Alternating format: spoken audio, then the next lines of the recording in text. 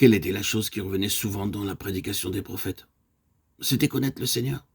Ce qui manquait parmi le peuple de Dieu à l'époque des prophètes, c'était la connaissance de Dieu.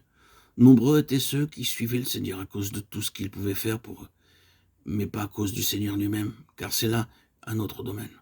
Qu'est-ce que le Seigneur attend de vous, de moi?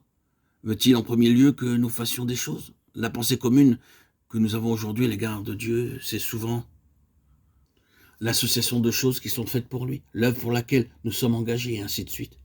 C'est ce qui est objectif et extérieur.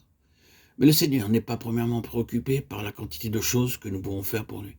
Il est beaucoup plus sensible à ce qui est fait et qui procède d'une connaissance de lui-même.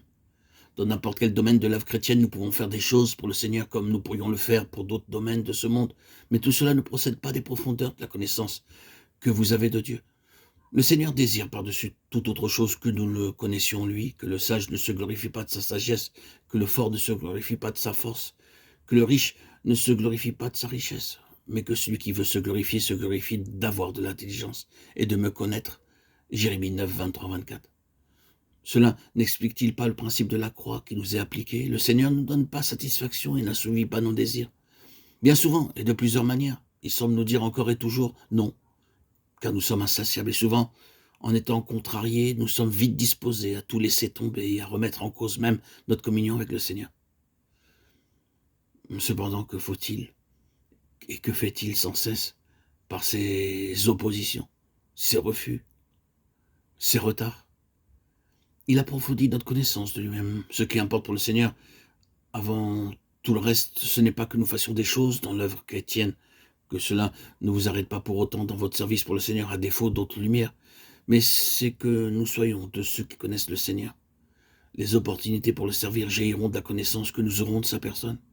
Il nous les fera voir. Le Seigneur, l'Esprit coordonne son œuvre. Il sait où il y a des besoins. Et quand il voit quelqu'un qui peut répondre à ce besoin, il établit lui-même le lien nécessaire à son œuvre. C'est le principe que nous avons dans le Nouveau Testament. Nous le voyons dans la vie du Seigneur, Jésus lui-même. Cette rencontre entre Christ et la femme samaritaine n'était pas seulement fortuite ou une belle histoire. Non, il y a un principe dans cette rencontre. D'une part, il y a celui qui a de l'eau à donner que le monde ne connaît pas. Et d'autre part, une femme assoiffée. Dieu met celui qui a un besoin en relation avec celui qui peut le satisfaire. C'est une loi. Si vous n'avez pas de quoi pourvoir, ce sera bien souvent une œuvre sans consistance qui sera accomplie pour le Seigneur. Le principe de la croix agit de différentes façons, nous mettant à l'épreuve, nous contraignant, nous dépouillant, afin de nous introduire dans la connaissance du Seigneur, là où notre joie dans notre Seigneur, notre enthousiasme, notre vie chrétienne seront la conséquence de quelque chose de plus profond que la simple force vive. L'impulsion produite par le fait d'accomplir de nombreuses choses, courant de réunion en réunion, donnant des messages, étant occupés à remplir nos engagements dans l'œuvre chrétienne. Le Seigneur ne désire pas que nous soyons ainsi.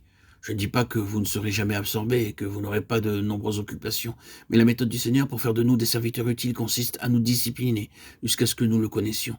Ainsi, quand nous serons occupés dans l'œuvre chrétienne, cette connaissance du Seigneur sera en nous. Ce qui nous est nécessaire, c'est un accroissement de la mesure de la valeur du Seigneur dans nos propres cœurs, et ainsi que nous ayons ou non une activité, il demeurera toujours très précieux pour nous. C'est ce qu'il désire.